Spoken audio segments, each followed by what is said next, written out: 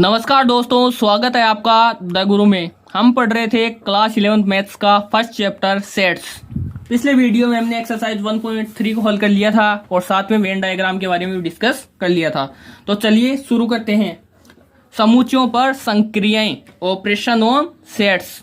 जैसा कि आप सब पिछली कक्षाओं में क्या पढ़ चुके हैं कि जो संख्याएं होती हैं 1 2 3 4 और जितनी भी संख्या होती हैं उन सब पर हम योग, बाकी, गुणा, भाग ये सारे ऑपरेशंस करके देख चुके हैं। जैसा कि एग्जाम्पल लेना चाहिए कि दो संख्या हमारे पास है 5 और 13। अगर इनको जोड़े तो हमारे पास एक नई संख्या प्राप्त होती है 18 और अगर हम इनको गुणा करें तो हमारे पास प्राप्त होता है 65।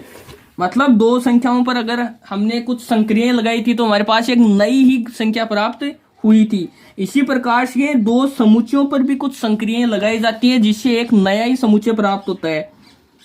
अब हम समुच्चयों पर होने वाली कुछ संक्रियाओं के बारे में विस्तार से डिस्कस करेंगे, जिनमें पहला हमारे सामने है समुच्चयों का सम्मिलन, यूनियन ऑफ सेट्स। क्या होता है? मान लेते हैं कि हमारे पास दो समुच्चय हैं ए और बी। तो ए और बी का सम्मिलन हुआ है समुच्चय है जिसमें ए के सभी अवयवों के साथ साथ बी के भी सभी अवयव हों तथा उभयनिष्ठ अवयवों को केवल एक बार लिया गया हो। ओके, सम्मिलन क्या हो जाएगा? इसको यूनियन बोलेंगे हम ज्यादातर। यूनियन क्या हो जाएगा? जिसमें ए के अवयव तो हो ही हो और उसके साथ साथ बी के अवयव भी होने चाहिए, और अगर उन दोनों में कुछ कॉमन अवयव आ रहे हैं, कॉमन एलिमेंट्स आ रहे हैं, तो हम उनको केवल एक बार ही रखेंगे। तो ये क्या हो जाएगा? दो समुच्चयों का यूनियन या सम्मिलन। अब यूनियन को हम इस वाले साइन से प्रदर्शित करते हैं, ए यूनियन बी। इसको पढ़ते हैं ए सम्मिलन बी। एग्जाम्पल हम लेना चाहें तो हमारे सामने दो समुच्चय हैं। समुच्चय ए दिया है 2 3 4 2 4 6 8 और बी ये वाला दिया है। अगर हमें इन दोनों का यूनियन निकालना हो, ए यूनियन बी लिखना हो, तो क्या लिखेंगे आप? इन दोनों के सारे अवयव लिख देंगे और जो कॉमन अवयव आ रहे हैं उन सबको एक बार ही लिखेंगे। जैसे कि लिखना चाहें तो ए के अवयव लिख देते हैं हम 2 4 6 8। अब बी के लिखें तो बी में 6 आ रहा है, ये पहले लिख दिया है तो हम इसको दोबारा नहीं लिखेंगे। 8 भी आ रहा है, इसको भी हमने लिख दिया है तो दोबारा नहीं लिखेंगे। साथ में लिख देंगे 10 और 12। ये क्या हो जाएगा? A union B. दूसरा एग्जाम्पल, फिर से दो समुच्चय दिए गए हमारे सामने ए और बी। इन दोनों का सम्मिलन निकालना चाहिए तो क्या जाएगा? निकालो इसका सम्मिलन। ए यूनियन बी बराबर कितना हो जाएगा? ए ई आई ओ यू। क्या बी के सारे अवयव आ गए इसमें? क्या एक के आगे आ गए? लेकिन आपने एक बात नोटिस की क्या? इसमें सारे के सारे अवयव किसके हैं? एक के हैं। मतलब ए में बी के सारे अवयव भी आ गए। ऐसा कब होता था? हमने पढ़ा था कि यदि समुच्चय ए में समुच्चय बी के सारे अवयव विद्यमान हो तो समुच्चय बी समुच्चय ए का क्या होता है? सबसेट होता है, उप समुच्चय होता है। तो हम कह सकते हैं क्या कि समुच्चय B is a subset of A. इस स्थिति में ए यूनियन बी क्या आएगा? ए ही आएगा। अगर कोई समुच्चय किसी दूसरे समुच्चय का उप समुच्चय हो, जैसे कि किसी समुच्चय ए और उसके उप समुच्चय बी का सम्मिलन हमें निकालना हो तो वो क्या आएगा? समुच्चय ए ही आएगा। ओके, चलिए एक एग्जांपल और है हमारे पास। समुच्चय अक्स दिया है हमारे सामने जिसमें क्या क्या है? राम, गीता और अकबर है। ये क्या है? कक्षा 11 के विद्यार्थियों का, उन विद्यार्थियों का समुच्चय है जो हॉकी टीम में है। साथ में समुच्चय वाई भी दिया है, गीता, डेविड और अशोक, ये फुटबॉल टीम के खिलाड़ी हैं। और हमें पूछा जाए अक्स यूनियन बी तो क्या आ जाएगा? इसमें आ जाएगा राम, गीता, अकबर, डेविड और अशोक। David and Ashok. आपने देखा हमने यहाँ पर गीता को दोबारा नहीं लिखा है। क्यों? क्योंकि हम उभयनिष्ठ अवयवों को दोबारा से नहीं लिखते हैं। ये क्या आ गया हमारे पास में? अक्स यूनियन वाई। आप देखो इससे आप क्या समझ रहे हैं? इन एग्जाम्पल्स के से आप क्या समझ रहे हैं कि यूनियन में हम किन अवयवों को ले रहे हैं कि जो या तो ए में है या फिर बी में है या फिर दोनों में है। जैसे कि राम, गीता और अकबर ये ए में है, अक्स में है। साथ में गीता, डेविड, अशोक ये किस में है? वाई में, मतलब या तो अक्ष में है या फिर वाई में है। अगर दोनों में से एक में है तो उसको किसमें ले रहे हैं हम, यूनियन में ले रहे हैं। तो इसकी परिभाषा क्या दे देंगे हम कि दो समुच्चय ए और बी का जो सम्मिलन होगा वह समुच्चय होगा जिसमें वे सभी अवयव हैं जो या तो ए में है या फिर बी में है। जहां पर भी या लगा आ जाए हमारे पास वहां पर क्या लिख देंगे हम, यूनियन लिख देंगे। तो ए यूनियन बी को प्रतीकात्मक रूप से हम क्या लिखेंगे, ए यूनियन बी बराबर अक्स सच दैट अक्स बिलोंग्स टू ए या अक्स बिलोंग्स टू बी। अब पिछले वीडियो में हमने वेन आरेख के बारे में डिस्कस किया था। तो ए यूनियन बी का वेन आरेख क्या हो जाएगा, यहाँ पर जो ये आयताकार बॉक्स होता है ये किसको प्रदर्शित करता है, यूनिवर्सल सेट को। और जो ये वर्त होते हैं ये किसको प्रदर्शित करते हैं, ये सार्वत्रिक समुच्चय के उप समुच्चयों को प्रदर्शित करते हैं। यहाँ पर दो समुच्चय दिए गए ए और बी, और इन दोनों का अगर यूनियन निकालना है तो वेन डायग्राम के द्वारा हम कैसे प्रदर्शित करेंगे इसको। ये जो छायांकित भाग आ रहा है हमारे पास ये वाला, ये किसको प्रदर्शित करेगा, ये ए यूनियन बी को प्रदर्शित करेगा। ये वेन डायग्राम के द्वारा हमने इसको प्रदर्शित कर दिया। अब जो हमने यूनियन की जो संक्रिया देखी है, सम्मिलन की जो संक्रिया देखी है, उसके कुछ गुणधर्म हम देख लेते हैं। जैसे कि ए यूनियन बी बराबर क्या होता है, बी यूनियन बी होगा, अर्थात यूनियन क्रम विनिमयता का पालन करता है। साथ में A union B union C बराबर क्या लिख देंगे हम, A union and B union C. इसका मतलब क्या है, यूनियन या सम्मिलन साचर्यता का पालन भी करता है। अगर हम लिखें कि ए यूनियन फाई बराबर कितना आएगा, ए, इसका मतलब क्या है कि कोई समुच्चय हमारे पास ले लेते हैं 1 2 3, ये कोई समुच्चय है, और फाई क्या हो जाएगा जिसमें कोई अवयव नहीं हो, फाई क्या हो जाएगा, कोई अवयव नहीं हो। तो अगर इन दोनों को मिलाकर लिखेंगे तो क्या आएगा, ये वाला अवयव ही आएगा, ये वाला समुच्चय आएगा, समुच्चय ए ही आएगा। तो ए यूनियन फाई कितना होगा, ए ही होगा। साथ में ए यूनियन ए क्या हो जाएगा, वो स्वयं समुच्चय वही होगा। जैसे कि ये समुच्चय ए है, अगर हम लिखना चाहें ए यूनियन बी ए, अगर दोनों मिलाकर लिखें तो क्या जाएगा, ये वाला ये आएगा फिर से समुच्चय। तो ए यूनियन ए क्या होता है, ए ही होता है। साथ में यू यूनियन ए क्या होगा, यूनिवर्सल सेट, और कोई समुच्चय ए है उसका संघ क्या होगा, उसका सम्मिलन क्या होगा यूनिवर्सल सेट। क्यों, क्योंकि यूनिवर्सल सेट में तो सारे के सारे अवयव भी आ जाते हैं जिसमें ए वाले अवयव भी होंगे, तो इनका सम्मिलन क्या हो जाएगा, यूनिवर्सल सेट ही हो जाएगा।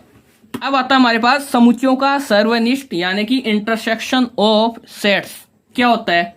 यदि हमारे पास दो समुच्चय ए और बी हों तो उनके लिए समुच्चय ए और बी का सर्वनिष्ठ उन सभी अवयवों का समुच्चय है जो ए और बी दोनों में उभयनिष्ठ हैं, जो ए और बी दोनों में उभयनिष्ठ हैं। इसमें हम क्या देखते हैं, दोनों समुच्चयों में से जो कॉमन एलिमेंट्स होते हैं, जो उभयनिष्ठ अवयव होते हैं, उनको लिखते हैं। ठीक है, इंटरसेक्शन को हम इस वाले साइन से प्रदर्शित करते हैं।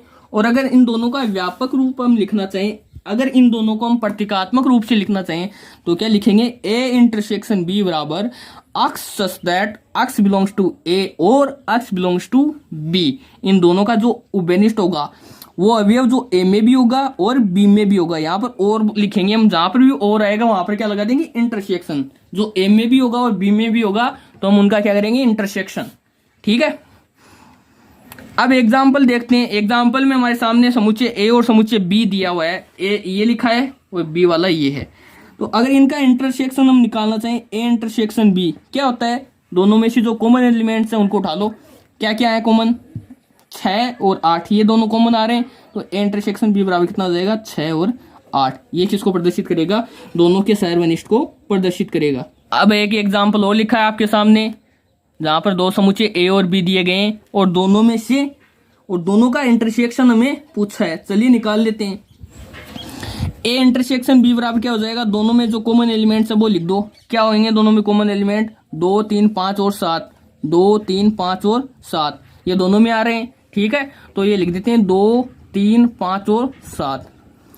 अब एक चीज नोटिस किया आपने कि ए इंटरसेक्शन बी कितना है, बी के बराबर ही है।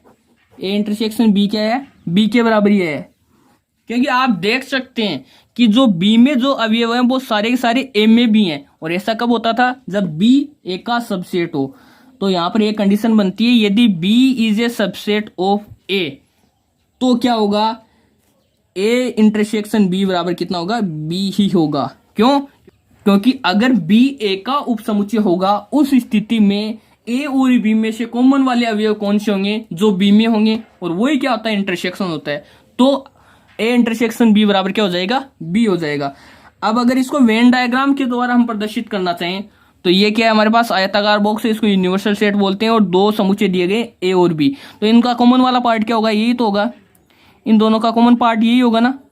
तो इसको प्रदर्शित कर देंगे हम ए इंटरसेक्शन बी से। अब एक नोट पॉइंट आता है हमारे सामने, एक इंपॉर्टेंट बात आती है, क्या आती है कि यदि ए और बी ऐसे दो समुच्चय हों कि ए इंटरसेक्शन बी बराबर फाई, तो ए और बी क्या कहलाते हैं, असंयुक्त समुच्चय कहलाते हैं। मतलब हमारे पास दो समुच्चय ए और बी हैं और दोनों में से कुछ भी कॉमन नहीं आ रहा है, दोनों में से कोई भी उभयनिष्ठ अवयव नहीं आ रहा है, अर्थात रिक्त समुच्चय आ रहा है, तो दोनों समुच्चय क्या कहलाएंगे, असंयुक्त समुच्चय। एग्जाम्पल देखना चाहिए तो ए वाला एग्जाम्पल ये 2 4 6 8 और बी है 1 3 5 7।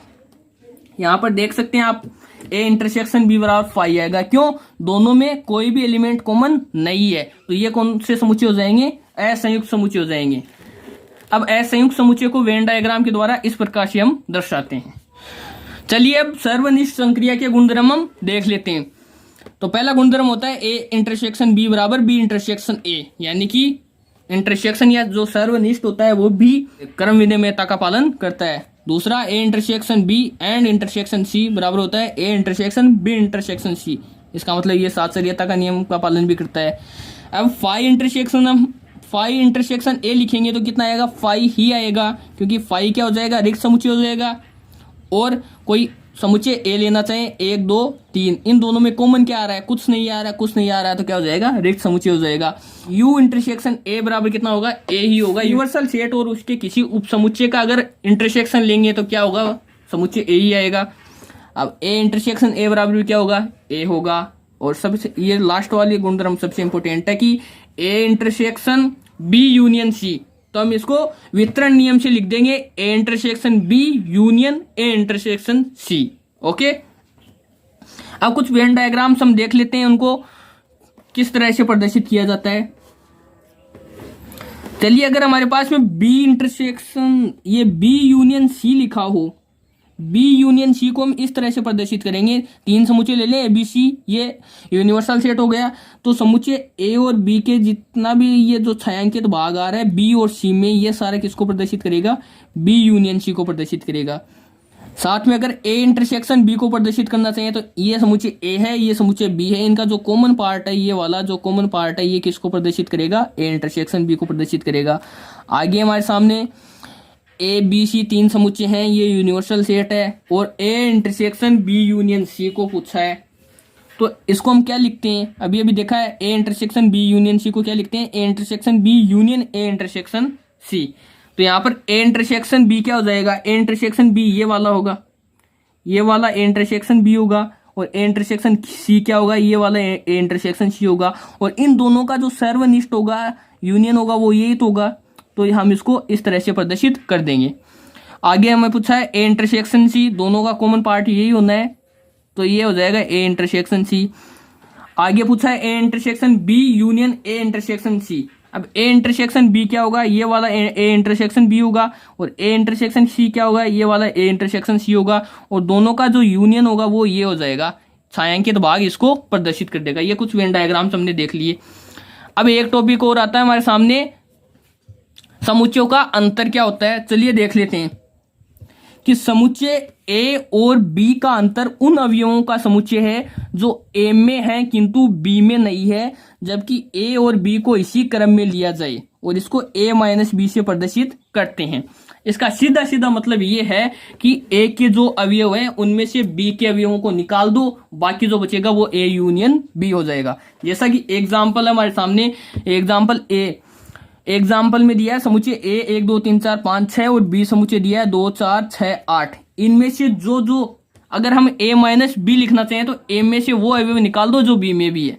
देख लो कौन कौन से हो जाएंगे, 2 4 6 ये वाले हैं, इसमें भी हैं, तो इनको निकाल दो और बाकी जो बचेगा वो किसको प्रदर्शित करेगा, बी को प्रदर्शित, ए माइनस बी को प्रदर्शित करेगा। अब अगर बी माइनस ए निकालना चाहें तो बी में से वो अवयव निकाल दो, हटा दो जो ए में भी हैं। कौन से हैं, यही है 2 4 6, तो b माइनस ए भी क्या हो जाएगा, b माइनस ए आ जाएगा 8। ये हो गया b माइनस ए। और यहाँ पर अब देख सकते हैं कि a minus B does not equal to b minus A.